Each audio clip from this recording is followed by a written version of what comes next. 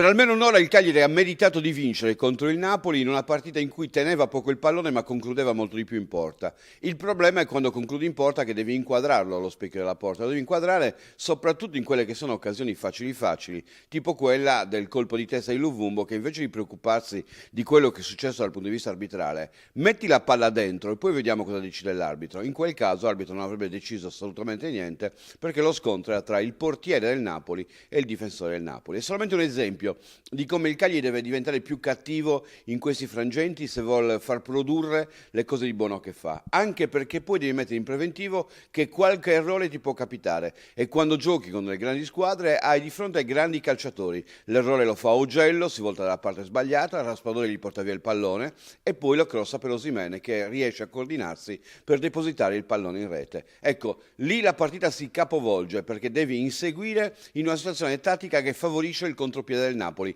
che in più di un'occasione poteva anche chiuderla la partita. Ha avuto l'occasione Simeone, ha avuto l'occasione Politano, un po' tutti in cerca d'autore, perché anche nel Napoli in crisi probabilmente i singoli stanno cercando di capire se possono conquistare gradini nelle gerarchie che sono state del tutto destrutturate dai tanti cambi d'allenatore. Il Cagliari oggi si è ritrovato nella condizione di dover inseguire il risultato, peraltro con un altro elemento determinante nel corso della gara, lo stile arbitrale. È sembrato che ci sia stato un cambio, è uscito Pairetto, quello che ha diretto la prima ora, sempre puntiglioso e comunque dalla parte delle gerarchie, perché lui è nato comunque dentro gli istituti arbitrali e quindi in quelle gerarchie che hanno caratterizzato il dominio del mondo del calcio e nel guidare la partita aveva una preferenza, il cosiddetto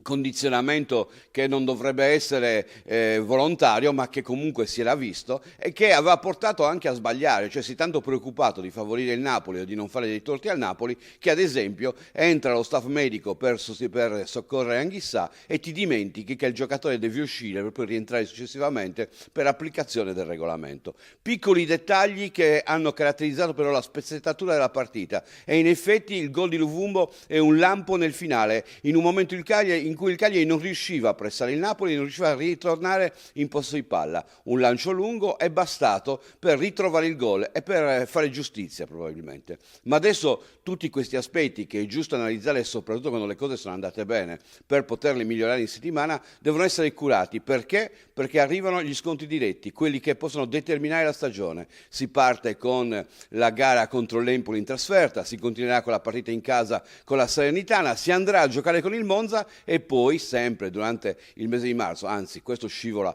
al 1° aprile, l'ultimo match scivola al 1° aprile, ci sarà la gara anche contro il Verona in casa. Insomma, il Cagliari in questo mese di marzo vedrà determinare il 50% delle sue possibilità di salvezza e per fare questo deve sbagliare il meno possibile.